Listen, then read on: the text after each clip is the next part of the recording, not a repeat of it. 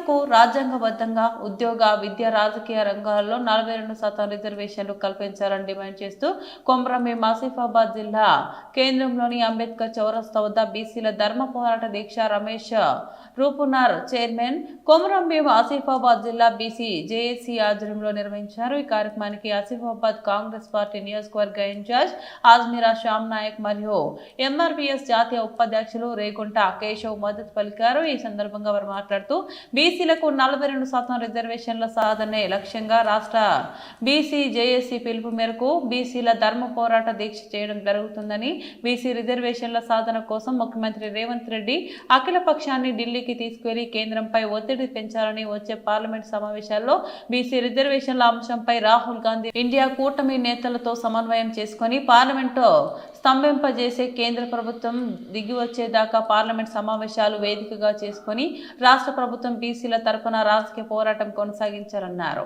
ఈ కార్యక్రమంలో జిల్లా BC JAC coordinator Pranay Kumar, BC JAC vice చైర్మన్లు గాజుల జక్కన్న, పొన్నం రమేష్, మేరాజు బాయ్, వైరాగడి మారుతి పటేల్, నికోడే రవీందర్, అడ్వకేట్ జై భీమ్ సంఘం నాయకులు జూడే అశోక్, గంగపుత్ర సంఘ నాయకులు మోరేశ్వర్, నాయి బ్రాహ్మణ సేవా సంఘం నాయకులు తదితరులు పాల్గొన్నారు। డెవలప్ కావద్దు, కొన్ని కారణాల చేత ఒక రెడ్డి సామాజిక వర్గానికి చెందిన నాయకులు మన రాజకీయ నాయకులతో ఏకమై సుప్రీంకోర్టు, హైకోర్టు ఆశ్రయించి నోటికొచ్చిన ముద్దను నోటికి వచ్చిన అన్నంలో మన్ను కలిపినట్టు చేసినారు। కావున ఈ రెడ్డి కులస్తులకు ఒకటే హెచ్చరిస్తున్నాం, మీకు మీ దగ్గర మేమేమన్నా తిన్నామా, మీరు ఎవరు మీకు మాకు సంబంధం, ఈ ప్రభుత్వం కూడా ఆలోచించాలి। ఇప్పుడు కొన్ని రాష్ట్రాలలో తమిళనాడులో 69% ఇచ్చి వేరే రాష్ట్రాలు ఏకట్టుంది, న్యాయవాదులు కొంచెమైనా ఆలోచించాలి, వాళ్ళకు అధికారం ఉంది కదా, రాజ్యాంగంలో లేదు కదా 50% దాటుతుందని, న్యాయవాదులు కొంచెమైనా బీసీలపై దయించి రిజర్వేషన్ అమలు చేస్తే పోయేదేమీ లేదు కదా। ఈ రాజకీయ నాయకులకు భయపడి ఈ రోజు న్యాయవాదులు కూడా ప్రభుత్వాలకు సాయం చేసే విధంగా పోరాడుతున్నాయి। ఒక బీసీ కులానికి ఇవ్వకుండా ఎస్సీ ఎస్టీలకు ఇచ్చి రిజర్వేషన్ ఏదైతే ఇచ్చిందో బీసీలకు ఇవ్వకుండా పోవడం చాలా దురదృష్టకరం। ఈడబ్ల్యూఎస్ వాళ్ళు అడగకుండా వాళ్ళు లేకున్నా 10% ఇచ్చిండు, ఇది చాలా దురదృష్టకరం।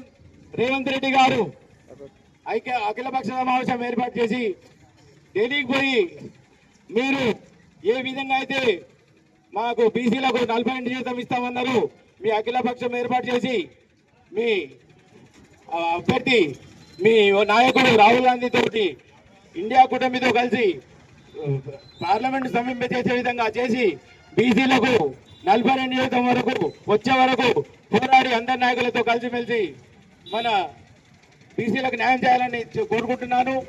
మీరు ఒకవేళ ఈ స్థానిక ఎలక్షన్లలో 42% ఇవ్వకుంటే బీసీల తడాకా ఇంటితో చూస్తాం, 42% ఇవ్వకుంటే ఎలక్షన్లు జరపనీయం, బీసీ అంటే మీకు తెలుస్తుంది।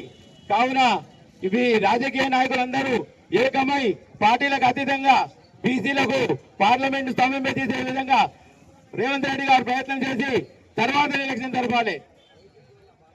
ఈరోజు బీసీలో పరిస్థితి ఎట్లుందంటే పులి హాస్టళ్లు చేసిండు, గురుకులాలు చేసిండు, అండ్ పిల్లలకు భోజనాల వసతులు లేవు, ఏమి లేవు, ఉన్నవాళ్ళంతా పోయి హైదరాబాద్ లో పెద్ద పెద్ద కళాశాలలో చదువుతున్నారు।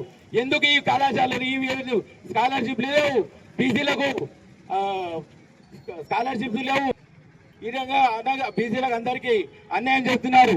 కావున మీరు ఒకవేళ పట్టకపోతే బీసీల తడగా చూస్తారని తెలియజేస్తున్నాను। ఈ ఉద్యమంలో భాగంగా 16న